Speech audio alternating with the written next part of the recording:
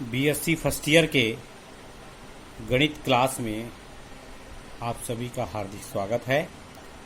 कल हमने देखा था बीएससी फर्स्ट के फर्स्ट पेपर अलजेब्रा और ट्रिग्नोमेट्री में हमने कुछ टॉपिक को कवर किया था, जैसे रैखिकता परतंत्र, मैट्रिक्स का रैखिकता परतंत्र, रैखिकता स्वतंत्र, मैट्रिक्स के प्रारंभिक रूपांतरण की विधि से इन्वर्स कैसे निकाला जाता है। आज हम देखते हैं आगे के भाग में रैंक कैसे ज्ञात किया जाता है, मैट्रिक्स का रैंक कैसे निकालते हैं, find out the rank of matrix. Hindi में इसको आव्यूह की जाति कहते हैं। आव्यूह की जाति कैसे निकाला जाता है, तो देखिए इसको हम हल्के से डिफाइन यदि करें तो कहते हैं कि किसी क्षेत्र पर किसी आव्यूह के लिए पंक्ति जाति और स्तंभ जाति यह एक उभयनिष्ठ संख्या होगी। 1, 2, 3, 4 जो भी हो, ये दोनों की जाति या दोनों का रैंक इक्वल होगा और वो कॉमन संख्या होगा, जिसे हम रो ऑफ ए से दर्शाते हैं। रो ऑफ ए, इस रो ऑफ ए को ही मैट्रिक्स की जाति या रैंक कहते हैं। अब देखें यदि कोई भी मैट्रिक्स है 3x3 order, 4x4 order, 5x5 order या n/n ऑर्डर का कोई मैट्रिक्स है, तो उसकी हम रैंक यदि निकाल लेते हैं तो साथ ही साथ न्यूलिटी की भी बात आती है। न्यूलिटी कैसे निकाला जाए, शून्यता जिसको हिंदी में कहते हैं। तो न्यूलिटी के लिए एक फार्मूला है हमारे पास, मैट्रिक्स के nullity equal to n of A, इसे दर्शाते हैं n ऑफ ए से। This is equal to small n minus rho of A. Small n का मतलब है मैट्रिक्स का ऑर्डर, मैट्रिक्स कितने बाई कितने ऑर्डर का है। यदि 4x4 ऑर्डर का मैट्रिक्स है तो स्मॉल n की वैल्यू 4 होगी और रो ऑफ ए जितना भी आता है रैंक उस मैट्रिक्स का, उसमें से उसको घटा देने से या सब्ट्रैक्ट कर देने से न्यूलिटी का मान ज्ञात हो जाता है। चलिए अब हम प्रश्न को लेके चलते हैं और प्रश्नों के माध्यम से रैंक और न्यूलिटी कैसे निकाला जाता है। सामान्य क्वेश्चन यदि आता है एग्जाम्स में, सामान्य प्रकार का क्वेश्चन, तो रैंक न्यूलिटी कैसे निकाला जाता है, या हम आगे पढ़ेंगे समानीत एसेलोन फॉर्म में चेंज कर रैंक न्यूलिटी कैसे निकाली जाती है।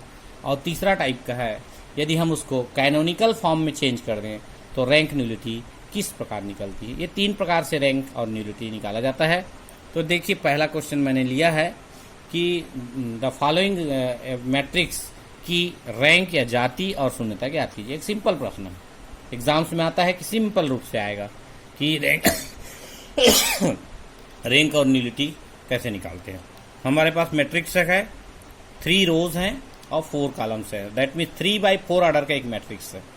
3x4 ऑर्डर, रो का संख्या पहले लिखते हैं, 3 रोज एंड 4 कॉलम। 3x4 ऑर्डर का एक मैट्रिक्स है। मैट्रिक्स का देखिएगा 1, 2, -1, 4, 2, 4, 3, 5 और -1, 2, 6, 7। इस प्रकार से ये एक मैट्रिक्स हमारे पास है। इसकी हमें रैंक निकालना है और न्यूलिटी निकालना है। तो रैंक और न्यूलिटी सामान्यतः निकालने के लिए सामान्य क्वेश्चन जैसे आता है तो इसका एक स्क्वायर मैट्रिक्स का सिलेक्शन करना है अपने को। किसी भी एक स्क्वायर मैट्रिक्स को सेलेक्ट करेंगे, चाहे वो फर्स्ट, सेकंड, थर्ड कॉलम हो, चाहे सेकंड, थर्ड, फोर्थ कॉलम हो, चाहे फर्स्ट, थर्ड, फोर्थ कॉलम हो, या last first, 1, second, third column हो। किसी भी 3 कॉलम को सेलेक्ट करके 3 रो और 3 कॉलम का एक नया मैट्रिक्स हम जनरेट करते हैं, ये सेलेक्ट करते हैं। देखिए हमने सिलेक्शन किया B, consider B equal to 1, 2, -1, 2, 4, 3 और -1, -2, 6। हमने पहले 3 कॉलम को लिया और एक मैट्रिक्स हमने कंसीडर किया, सेलेक्ट किया, चूज किया। हम दूसरे कॉलम को भी ले सकते हैं, पहला कॉलम, दूसरा कॉलम, चौथा कॉलम, पहला कॉलम, तीसरा कॉलम, चौथा कॉलम। इस प्रकार से हमारे पास सिलेक्शन के बहुत तरीके हैं। सेलेक्ट कर लिया, एक मैट्रिक्स सेलेक्ट किया, ये भी एक मैट्रिक्स ही होगा।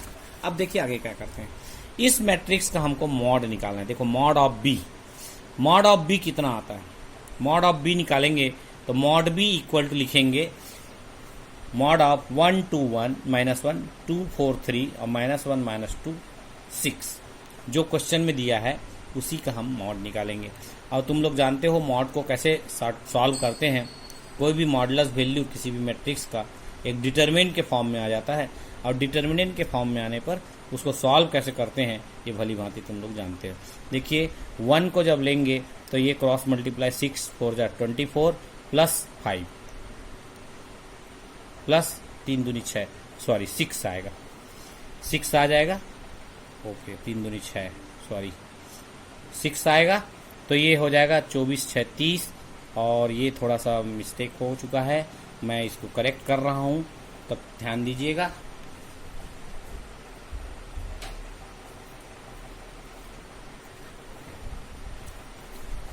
ये हो गया 6 6 चौके 24 और 3 दूनी 6, 6 हो गया। मैं सुधार रहा हूँ, ध्यान दीजिएगा। और इधर हो गया, जब हम सेकंड एलिमेंट को लेंगे, एक डिस्क को देते हैं, और सेकंड एलिमेंट 2 को लेते हैं तो -3 और ये -12 आ जाएगा। ये तो जानते हो क्रॉस मल्टीप्लाई। -1 लास्ट एलिमेंट लिया तो -2 + 4, -4 + 4 ये 0 हो गया। तो दैट इज 30, 6 और 24 हो गया 30 -30, and this is equal to 0 आ गया। चूंकि 0 आ चुका है इसलिए इस मैट्रिक्स की रैंक 3 नहीं होगी, ध्यान रखेंगे। 30 - 30 = 0। तो मॉड ऑफ बी की वैल्यू आ गई 0। मॉड ऑफ बी चूंकि 30 - 30 0 आ गया, इसलिए रैंक बी की रैंक 3 नहीं होगी। तो अब इसके बाद हम इसको मिस्टेक है, इसको हम चेंज करेंगे। बी का रैंक 3 नहीं है, इसलिए ए का रैंक भी 3 नहीं होगा। अब हम लेते हैं इसके छोटे मैट्रिक्स, एक और छोटा मैट्रिक्स ले लेते हैं। 3x3 ऑर्डर का हमने लिया था, तो ये आपका 0 आ गया, तो इसलिए रैंक इसका 3 नहीं होगा। अगर नॉन 0 आता तो रैंक 3 हो जाता, क्योंकि 0 आ गया इसलिए 3 नहीं होगा, 3 से कम होगा। चलिए दूसरा मैट्रिक्स हम सेलेक्ट करें। Matrix select a another matrix, कोई भी सा। आपको पहला मैट्रिक्स अगर सेलेक्ट करेंगे 0 आएगा, देखिए 4 - 4 0, 3 दूनी 6 -6, या कोई भी दूसरा मैट्रिक्स सेलेक्ट कर सकते हैं आप। इधर का कोई मैट्रिक्स सेलेक्ट कर सकते हैं, 2 - 1 4 3, कोई दूसरा मैट्रिक्स 2x2 ऑर्डर का हमने सेलेक्ट किया। नाउ वैल्यू निकालेंगे mod of C. Mod of C आप देख रहे हैं 3 दूनी 6 + 4 that is 10, which is not equal to 0। दूसरा हमने मैट्रिक्स लिया, और अगर आपको लगता है कि ये 2x2 मैट्रिक्स कोई 0 आता है तो ध्यान दीजिए, यहीं पर आंसर नहीं लिखना है। 0 नीचे वाला भी 0 आ सकता है, देखिए 4 - 4 0, परंतु आप दूसरे कॉलम और तीसरे कॉलम के एलिमेंट को लेंगे 2x2 ऑर्डर को, तो नॉन 0 प्राप्त है। इसका ध्यान रखेंगे, नॉन 0 आने का प्रयास करेंगे, नॉन 0 आने का देखना है। तो इस प्रकार हम दूसरे और तीसरे कॉलम के एलिमेंट को लेंगे तो नॉन 0 आ रहा है। नॉन 0 होने के कारण मैट्रिक्स की रैंक जो सी है, rho of C, rank of matrix C की रैंक हो जाएगी 2। चूंकि 0 नहीं आ रहा है, मॉड वैल्यू चूंकि 0 नहीं आ रहा है सी का, इसलिए सी का रैंक हो जाएगा 2। तो जब सी का रैंक 2 होगा तो निश्चित है ए का भी रैंक 2 होगा, क्योंकि ये सब मैट्रिक्स है। और जब ये ए का रैंक 2 होगा तो टोटल न्यूलिटी आ जाएगी, nullity of A is equal n - rho A, that is 3 - 2 that is 1। इस प्रकार से हम इसमें निकालते हैं। एक बार फिर मैं बता देता हूं। सबसे पहले दिए गए मैट्रिक्स 3x4 ऑर्डर का था, इसमें हम सेलेक्ट करेंगे 3x3 ऑर्डर का एक मैट्रिक्स, और उस मैट्रिक्स का मॉडुलस वैल्यू निकालेंगे। यदि हम मॉडुलस वैल्यू निकालते हैं और वह 0 आ जाता है तो उसकी रैंक 3 नहीं होगी। 0 आ जाता है इसलिए 3 रैंक नहीं होगी। तो हम उसके छोटे मैट्रिक्स को लिखते हैं। छोटे मैट्रिक्स लेने पर हमको देखना है छोटे मैट्रिक्स ऐसा लो जो कि नॉन 0 हो। सभी अगर 0 आते हैं तब तो कोई बात नहीं, लेकिन यदि नॉन 0 आता है आपको छोटे मैट्रिक्स में भी तो उसको लिया जा सकता है। छोटे मैट्रिक्स हमने लिया सेकंड कॉलम थर्ड कॉलम के एलिमेंट को, और यह इसकी मॉड वैल्यू 0 नहीं आ रही है। चूंकि 0 इसकी नहीं आ रही है इसलिए सी का रैंक हो जाएगा 2। चूंकि 2x2 ऑर्डर को हमने सॉल्व किया इसलिए सी का रैंक हो जाएगा 2, और चूंकि सी का रैंक 2 आ रहा है इसलिए ए का भी रैंक 2 आएगा। अब ए का रैंक 2 आया तो इसकी न्यूलिटी आ जाएगी n - row of A, n मतलब 3 और रो ऑफ ए मतलब 2, 3 में से 2 गया ए, इसकी न्यूलिटी 1 आएगी। अब नेक्स्ट क्वेश्चन देखते हैं जो कि तुम लोग के लिए, find rank and nullity of matrix this. ये घर में प्रयास कीजिए कैसे निकलेगा। 1 2 3 2 3 4 3 4 5, ये 3x3 ऑर्डर ऑलरेडी है। इसका मैट्रिक्स का रैंक तुम लोग निकाल सकते हो चाहे तो, और वैसे मैंने निकाल भी दिया है। मॉड ऑफ ए का वैल्यू निकाला, मॉड ऑफ ए मतलब मॉडुलस ऑफ ए, देखो सिंपल है, 3 × 5 = 15 - 16 + 2 4 × 12 में से 10 गया 2, 2 दूनी 4 हो जाएगा, और लास्ट वैल्यू 3, 4 दुनिया 8 में से 9 -1 -3, तो -1 + 4 -3, मतलब इसकी वैल्यू 0 आई। तो मॉड ऑफ ए की वैल्यू 0 आने के कारण row of A is not equal to 3, A का रैंक 3 नहीं होगा। हम इसमें दूसरा मैट्रिक्स सेलेक्ट किए 2x2 ऑर्डर का। देखिए 2x2 ऑर्डर का कोई भी क्वेश्चन देख सकते हैं, नॉन जीरो आता है, ये देखना है, नॉन जीरो को सेलेक्ट करना है। बी मॉड ऑफ बी निकाला, mod of B non zero आया, that means rho of B 2 हो। बी की रैंक 2 आई, दैट मीन्स निश्चित है ए का रैंक भी 2 होगा, क्योंकि ए का सबसेट है बी मैट्रिक्स ए का सबसेट है, सबसेट की रैंक 2 है, इसलिए निश्चित है उस मैट्रिक्स की रैंक भी 2 होगी। अब इस स्थिति में न्यूलिटी देखिए, nullity of A is equal to n minus rho A, n आपका 3 है और रैंक है 2, तो 3 में से 2 गया 1। इस प्रकार इस प्रश्न में भी न्यूलिटी 1 प्राप्त हुआ। तो कोई भी क्वेश्चन आए रैंक और न्यूलिटी के किसी भी प्रश्न में, सबसे पहले आपको वर्ग मैट्रिक्स का सिलेक्शन करना होगा। स्क्वायर मैट्रिक्स को सेलेक्ट करिए, स्क्वायर मैट्रिक्स सेलेक्ट करके उसकी मॉडुलस वैल्यू निकालिए। मॉडुलस वैल्यू अगर नॉन जीरो आता है तो उसकी रैंक आ जाएगी, अगर जीरो आता है तो उसके छोटे ऑर्डर को चेक करना होगा। चलिए आगे क्वेश्चन देखते हैं। एक क्वेश्चन हमने लिखा है जिसको घर में कर सकते हो। Find the rank of the matrix A equal to है 2 1 -1 0 3 -2 2 4 -3। इसकी रैंक निकालिए घर में बैठ के, देखिए कितना आता है। नेक्स्ट क्वेश्चन देखते हैं जिससे भी रैंक न्यूलिटी निकाला जाता है। रैंक न्यूलिटी निकालने के कई तरीके हैं। द फॉलोइंग मैट्रिक्स को निम्न मैट्रिक्स के को पंक्ति समानित एसेलोन रूप में बदलिए। रो एसेलोन रूप में, रूप में एसेलोन रूप में बदलना है। एसेलोन रूप, एसेलोन फॉर्म बोलते हैं, और एसेलोन फॉर्म में बदल के रैंक ज्ञात कीजिए। या अथवा कहें change into canonical form and find its rank. Change into canonical form of the matrix following matrix in find its rank. तो कैनोनिकल फॉर्म आए, चाहे समानित एसेलोन रूप आए, या इसको प्रसामान्य, हिंदी में प्रसामान्य रूप आए, यदि बदलिए आता है तो दोनों की प्रक्रिया सेम है। और ये मान के चलिए कि यदि पंक्ति समानित या रो समानित आता है तो ऑड टाइप का तुमको हो सकता है इवन टाइप का मैट्रिक्स प्राप्त। तो देखो स्क्वायर मैट्रिक्स है 4x4 ऑर्डर, लेकिन कैनोनिकल फॉर्म आता है तो हो सकता है रो और कॉलम का ऑर्डर अलग अलग हो।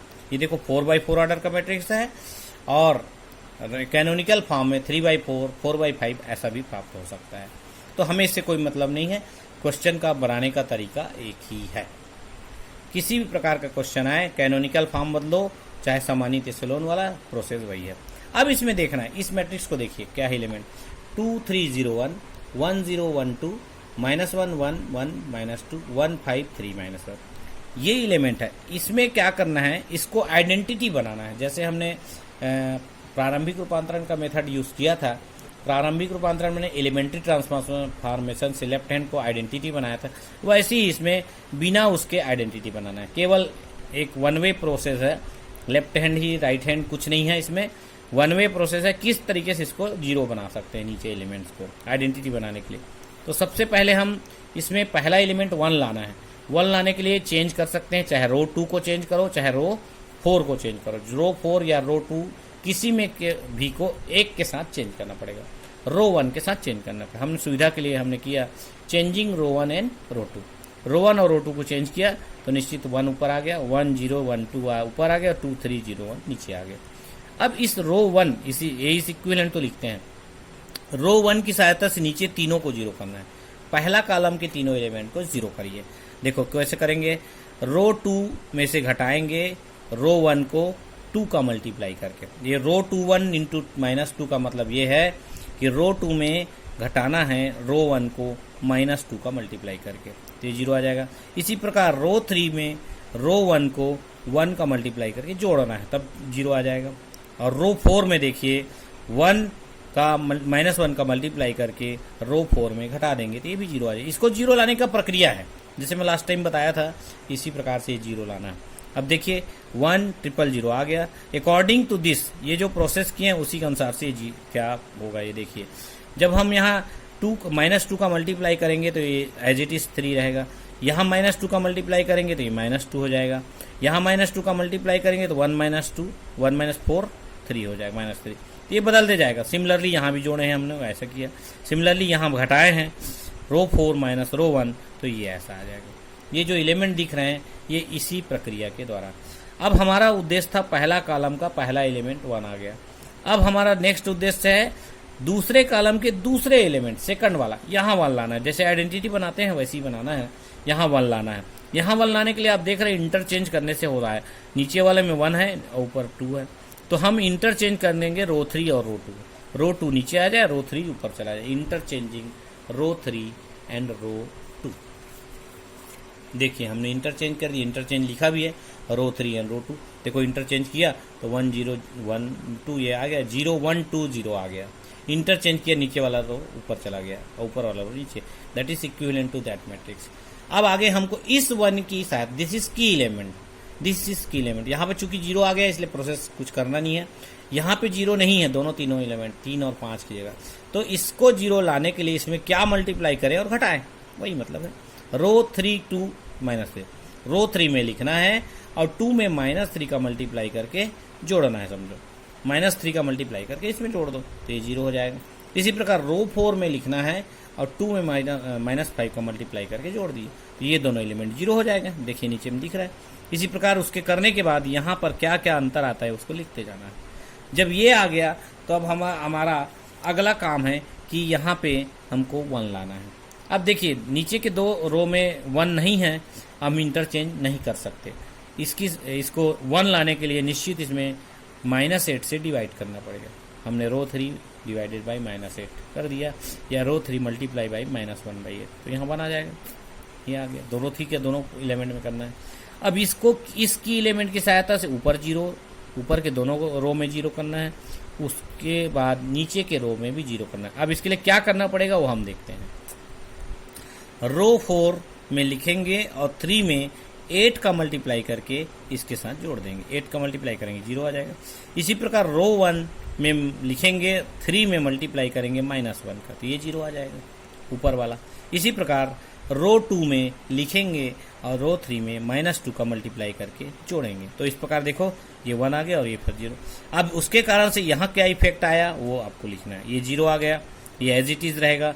यहाँ मल्टीप्लाई करके हमने 2 का मल्टीप्लाई किया और घटाया तो ऐसे आया, और इसी प्रकार एज इट इज माइनस किया सेम टू सेम तो -13/8। इस प्रकार से हमको एक मैट्रिक्स जो प्राप्त हुआ इक्विवेलेंट मैट्रिक्स होगा। इसके आगे हम कर नहीं सकते क्योंकि यहाँ 0 0 0 आ चुका है। अब इसके बाद this is called canonical form या सामान्यित एशेलोन रूप, सामान्यित एशेलोन रूप या रिड्यूस्ड एशेलोन फॉर्म बोलते हैं, या कैनोनिकल फॉर्म, इसको कैनोनिकल फॉर्म बोला जाता है। अब ध्यान दीजिए बहुत आसान है, जैसे आइडेंटिटी मैट्रिक्स बनाते हैं वैसे इसमें बनाते जाना है। डायगोनल में 1 1 लाना है, डायगोनल 1 1 लाने का उद्देश्य ये ध्यान रखना चाहिए। डायगोनल 1 कैसे आएगा, किस तरीके से। अब आप किसी भी 3/3 आर्डर, चूंकि 4/4 आर्डर मैट्रिक्स लेंगे तो वो एक रो ऑलरेडी 0 है, ये ऑलरेडी 0 हो जाएगा, इसलिए हम एक मैट्रिक्स 3/3 आर्डर लिए। 4/4 आर्डर ले सकते थे यदि यहाँ कोई एलिमेंट होता तो, लेकिन 4/4 आर्डर में एक रो 0 होने के कारण पूरा वैल्यू 0 हो जाएगा, इसलिए हम 3/3 आर्डर एक मैट्रिक्स सेलेक्ट किए। देखो ये एक आइडेंटिटी मैट्रिक्स है, इसकी वैल्यू निश्चित है 1 आएगी, mod of B is equal to 1 आएगा, यह नॉन 0 है, और चूंकि 1 आ गया नॉन 0 आ गया इसलिए रो ऑफ बी या मैट्रिक्स बी की रैंक हो जाएगी 3। 3/3 आर्डर का है इसलिए 3 होगी, बी की रैंक 3 होगी, और B is a subset of A, चूंकि बी ए का सबसेट है इसलिए ए का भी रैंक 3 होगा, ये ध्यान रखिएगा। तो इस प्रकार से हम बी का रैंक निकाले और ए का भी रैंक निकाल सकते हैं, और जब ए का रैंक निकल गया तो हम निश्चित है इसका न्यूलिटी भी निकाल सकते हैं। यहाँ न्यूलिटी नहीं दिखाया मैंने, न्यूलिटी भी निकाला जा सकता है। 4 - 3, 4/4 आर्डर का मैट्रिक्स था, n = 4 हो गया, और चूंकि रैंक 3 आई है तो 4 - 3 दैट इज 1। इस प्रकार से रैंक और न्यूलिटी का क्वेश्चन इसके द्वारा बनाया जा सकता है। तो मैंने सरल भाषाओं में समझाने का प्रयास किया है। अब तुम लोग इसमें प्रॉब्लम मैं दे रहा हूँ, इसको घर में बना के देखिएगा। Change into canonical form and find its rank. तो that is A equal to है 1 2 3 4 3 4 1 2 4 3 1 2। इस प्रकार से मैं एक क्वेश्चन लिया हूँ और इसको घर में बनाने का प्रयास कीजिए। बुक्स में डॉक्टर एच के पाठक की बुक देखिए और उसमें अनेकों क्वेश्चन सॉल्व हैं। सॉल्व क्वेश्चन को आप करेंगे, कहीं कोई दिक्कत आती है तो मुझसे ज़रूर संपर्क कर लीजिएगा। कोई भी प्रॉब्लम आया तो पूछ लीजिए। कोई दिक्कत नहीं आएगी। जैसा मैंने मेथड बताया है उस मेथड को फॉलो करना है। आइडेंटिटी लाना है, आइडेंटिटी मैट्रिक्स लाने की प्रक्रिया करना है तो कैनोनिकल फॉर्म आ जाएगा। आइडेंटिटी मैट्रिक्स लाने की प्रक्रिया करोगे तो समानित या रिड्यूस्ड एशेलॉन फॉर्म आएगा। दोनों फॉर्म में बदलने के पश्चात इसकी रैंक निकालना आसान हो जाता है। चाहे किसी भी ऑर्डर का हो, उसको पहले टेस्ट करेंगे, मॉड को टेस्ट करेंगे और नॉन जीरो आता है तो वह उसकी रैंक हो जाएगी। नॉन जीरो नहीं आता है, जीरो आता है, उसके छोटे वाले मैट्रिक्स को, छोटे ऑर्डर के मैट्रिक्स को चेक करना है, वह उसकी रैंक होगी। तो रैंक निकालना बहुत आसान है। फर्स्ट क्वेश्चन भी मैंने ऐसे बताया सामान्य तरीके से जो रैंक बनाते हैं अपन। ये जो क्वेश्चंस लिए थे जीरो करने वाला, मॉड वाला, तो इसको गंभीरता से पढ़िए। बुक्स में बहुत सारे क्वेश्चंस हैं, बुक्स में बहुत सारे इतने क्वेश्चंस हैं कि आप करते करते थक जाओगे। पर समझ आ गया तो 2 क्वेश्चन ही काफ़ी है, और नहीं समझ आया तो 25 क्वेश्चन करें, कोई मतलब नहीं है। समझ आना चाहिए कैसे रैंक निकाला जाता है। मॉड वैल्यू टेस्ट करिए, जीरो आता है तो रैंक उससे कम होगी, ध्यान रखिए।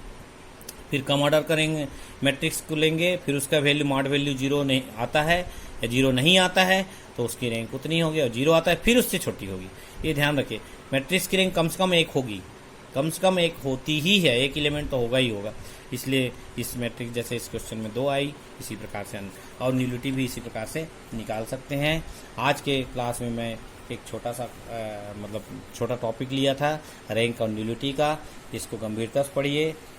हर वर्ष, हर क्वेश्चन, हर बार, हर पेपर में रैंक न्यूलिटी का क्वेश्चन पूछा ही जाता है। ये बहुत इंपॉर्टेंट है, कंपटीशन में भी पूछा जाता है और सामान्य स्थिति में भी पूछा जाता है।